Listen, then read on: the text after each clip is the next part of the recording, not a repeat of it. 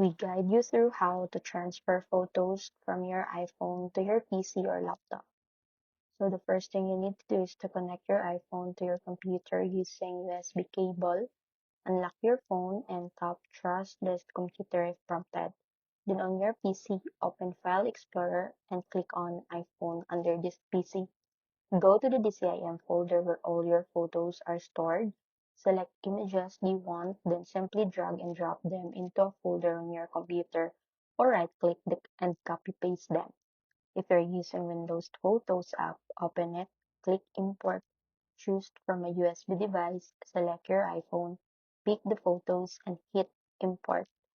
Alternatively, you can transfer wirelessly using iCloud by enabling Photo Sync on your iPhone, then downloading your photos from iCloud.com on your PC, or use apps like iTunes or third-party tools for faster bulk transfers.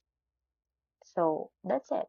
Your photos are now safely transferred and ready to use on your PC or laptop.